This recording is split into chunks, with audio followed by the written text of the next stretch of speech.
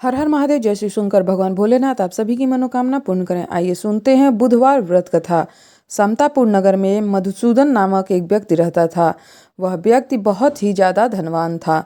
मधुसूदन का विवाह बलरामपुर नगर की सुंदर लड़की संगीता के साथ हुआ था।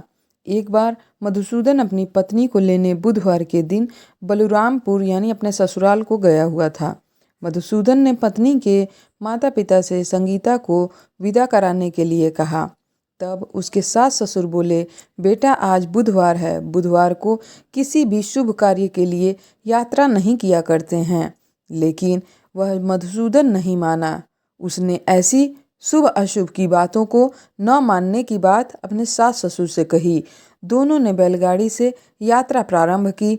इसके बाद 2 कोस की यात्रा के बाद उसकी गाड़ी का एक पहिया टूट गया। फिर वहां से दोनों पति पत्नी ने पैदल ही यात्रा शुरू कर दी। रास्ते में संगीता को प्यास लग गई। मधुसूदन उसे एक पेड़ के नीचे बैठाकर जल लेने के लिए चला गया। थोड़ी देर के बाद जब मधुसूदन कहीं से जल लेकर वापस आ रहा है तो वह क्या देखता है कि बुरी तरह हैरान हो गया देखकर, क्योंकि उसकी पत्नी के पास उसका ही शक्ल सूरत उसके ही जैसा एक दूसरा व्यक्ति बैठा हुआ है। संगीता भी मधुसूदन को देखकर हैरान रह गई। फिर वह दोनों में कोई अंतर नहीं कर पाई। इसके बाद मधुसूदन ने उस व्यक्ति से पूछा, तुम कौन हो और मेरी पत्नी के पास क्यों बैठ गए हो? मधुसूदन की बात सुनकर वह व्यक्ति मधुसूदन से बोला, अरे भाई, यह मेरी पत्नी संगीता है। मैं अपनी पत्नी को ससुराल से विदा कराकर लाया हूँ। लेकिन तुम कौन हो जो मुझसे ऐसा प्रश्न कर रहे हो? मैं अपनी पत्नी के पास बैठा हूँ, तुमको क्या परेशानी है? मधुसूदन ने कहा, तुम जरूर कोई चोर या ठग हो। यह मेरी पत्नी संगीता है। मैं इसे पेड़ के नीचे बैठाकर जल लेने को गया था। इस प्रकार उस व्यक्ति ने कहा, अरे भाई, झूठ तो तुम बोल रहे हो। संगीता को प्यास लगने पे जल लेने तो मैं गया था। मैंने तो जल लाकर अपनी पत्नी को पिला भी दिया है। तुम चाहो तो इससे पूछ लो। अब तुम चुपचाप यहाँ से चलते बनो, नहीं तो किसी सिपाही को बुलाकर तुम्हें पकड़वा दूंगा। दोनों एक दूसरे से लड़ने लगे। उन्हें लड़ते देख बहुत से लोग वहां एकत्रित हो गए। नगर के कुछ सिपाही भी वहां पर आ पहुंचे। सिपाही उन दोनों को पकड़कर राजा के पास लेकर गए। सारी कहानी सुनकर उस राजा ने भी कोई निर्णय नहीं लिया, क्योंकि उसे कुछ समझ नहीं आ रहा था। संगीता भी उन दोनों में से अपने वास्तविक पति को पहचान नहीं पा रही थी। इस तरह राजा ने दोनों को कारागार में डाल देने के लिए कहा। राजा के फैसले पे असली मधुसूदन भयभीत हो उठा।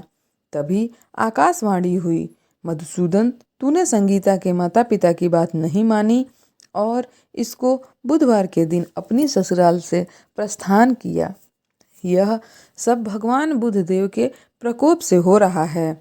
मधुसूदन ने भगवान बुद्धदेव से फिर प्रार्थना की, हे भगवान बुद्धदेव, मुझे क्षमा कर दीजिए। मुझसे बहुत बड़ी गलती हुई है। भविष्य में अब कभी बुधवार के दिन यात्रा नहीं करूँगा और सदैव बुधवार को आपका व्रत किया करूँगा। इस तरह मधुसूदन के प्रार्थना करने से भगवान बुद्धदेव ने उसे क्षमा कर दिया। तभी दूसरा व्यक्ति राजा के सामने से ही गायब हो गया। इस प्रकार राजा और दूसरे लोग इस चमत्कार को देखकर हैरान रह गए। भगवान बुद्धदेव की इस अनुकंपा से राजा ने मधुसूदन और उसकी पत्नी संगीता को सम्मानपूर्वक उसके राज्य से विदा कर दिया। कुछ दूर चलने पे रास्ते में उन्हें बैलगाड़ी भी अपनी मिल गई। बैलगाड़ी का टूटा हुआ पहिया भी उसमें जुड़ा हुआ था। दोनों उसमें बैठकर समतापुर की ओर चल दिए। मधुसूदन और उसकी पत्नी संगीता दोनों बुधवार को व्रत करते हुए आनंद पूर्वक अपने जो जीवन यापन था वो करने लगे, अपने जीवन को अच्छे ढंग से जीने लगे। इस तरह भगवान बुद्धदेव की